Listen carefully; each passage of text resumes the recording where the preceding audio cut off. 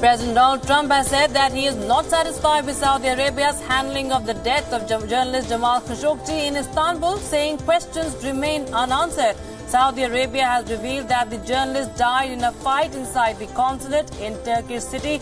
Riyadh provided no evidence to support its account, which marked a reversal of an initial statement that Khashoggi had left the consulate the same day he entered to get documents for his upcoming marriage. Turkey says it will never allow a cover-up of the killing of Saudi journalist Khashoggi in Saudi Arabia's consulate in Istanbul. This reflects international skepticism over the Saudi account that the writer died during a fist fight. Australia has also pulled out of an investment summit in Saudi Arabia in protest of the killing of journalist Jamal Khashoggi.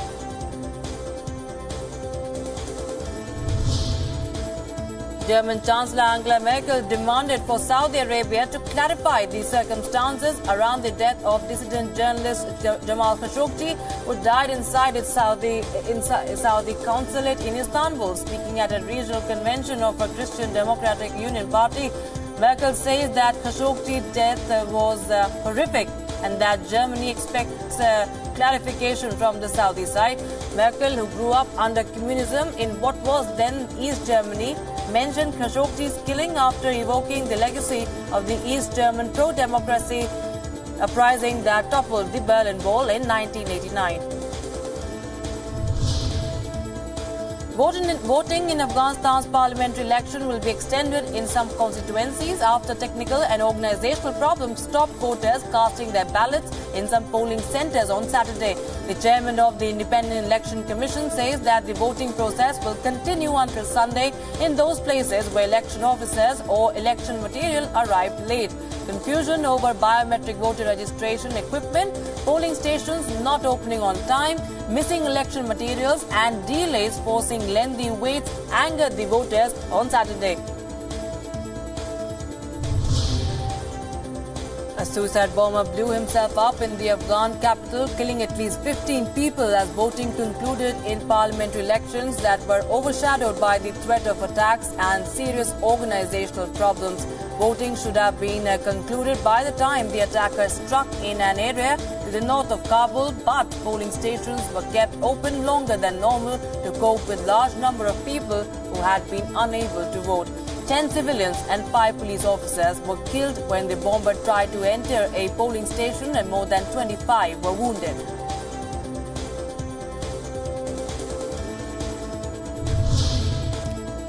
A number of Hondurans taking part in the migrant caravan decided to return to their homeland as Guatemala and Mexico, under pressure from Washington, step up efforts to send some home and stop their journey northwards. Exhausted from long days of traveling and sleeping through heavy rains overnight, the caravan members ranged from farmers and bakers to housewives. The authorities were making buses available for those deciding to cut their journey short.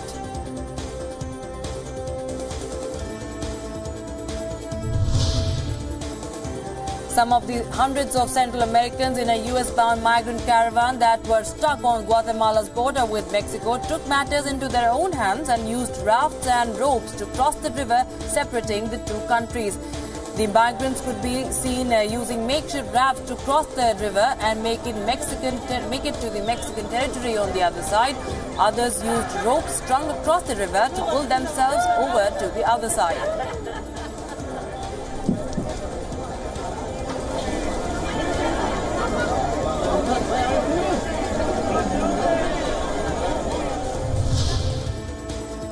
Hundreds of Central Americans in a US-bound migrant caravan were stuck on Guatemala's border with Mexico. Many of the migrants, the overwhelming majority fleeing violence and poverty in Honduras, had slept through heavy rain overnight on a bridge connecting Guatemala to Mexico. Dozens were also crammed against a metal border gate guarded by the Mexican police.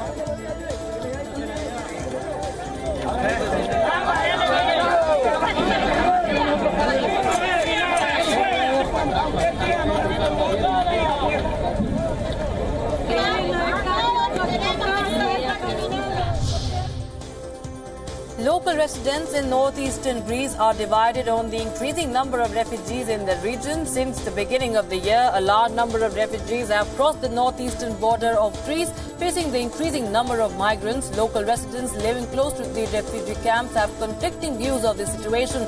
Many of the refugees, both adults and children, spend most of their time at the children's playground. Adults are often seen swinging and jumping on the children's equipment. Over the past 4 months, villagers had to replace some of the equipment that the refugees broke.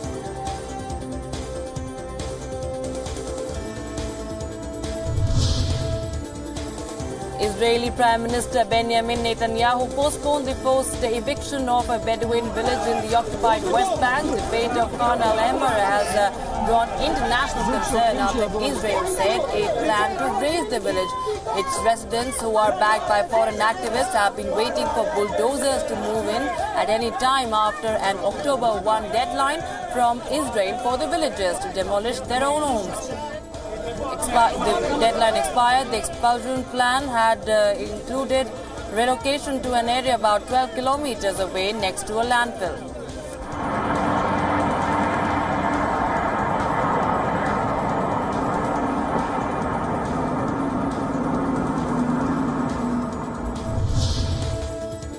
Italy's ruling coalition patched up a row over a tax amnesty and struck a more conciliatory tone towards EU institutions, saying it wanted to discuss its budget plans with Brussels. The coalition included the tax amnesty in measures to fund costly electoral promises that are set to sharply lift the budget deficit to 2.4% of domestic output next year. This flouts European Union rules that require steady progress towards a balanced budget. Earlier this week, Italy brushed off criticism from Brussels after the Commission stepped up pressure over a draft budget it labelled an unprecedented breach of EU rules. Greek Prime Minister Alexis Tsipras said that the approval by Macedonia's parliament of a proposal to change the country's name paves way for a historic deal between the two countries. He said implementation of the accord would also allow the small Balkan state to join international organizations, referring to the EU and NATO. Macedonia's parliament has approved a proposal to change the country's name, bringing a decades-old dispute with Greece one step closer to being resolved. The proposed new name is Republic of North Macedonia.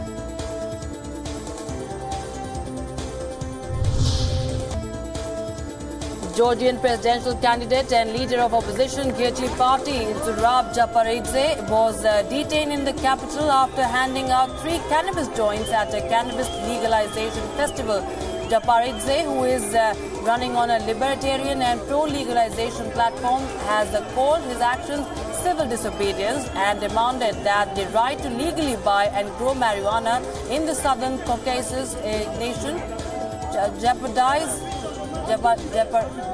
was at the center of a landmark case in July when the Georgian Constitutional Court decided to drop punishment for personal use of cannabis, although purchase and distribution remains illegal.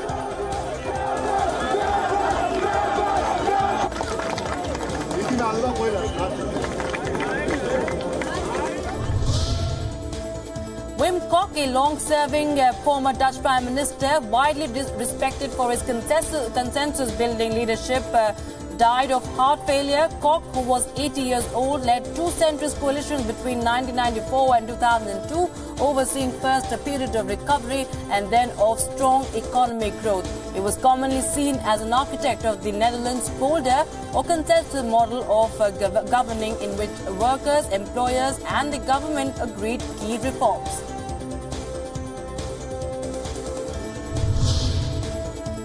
The remains of more than 60 infants and fetuses were found stashed in a Detroit funeral home, calling the discovery deeply disturbing. The incident comes about a week after the badly decomposed bodies of 11 babies were found hidden in a false ceiling at a different funeral home in the Michigan city. No connection between the two cases has yet been established.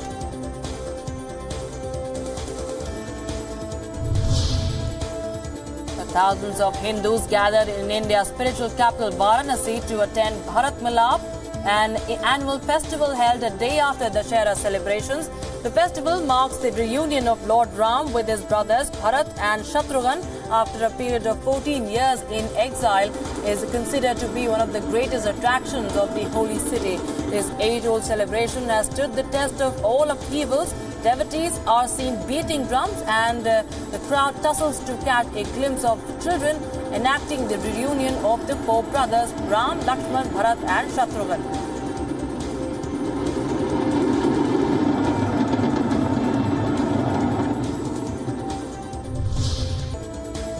Buddhists in India's northern Leh city congregated at the Tikse monastery to celebrate the contribution of a monk Rinchen Zangpo who translated Sanskrit Buddhist texts into Tibetan and spread Buddhism in various parts of the Himalayan desert.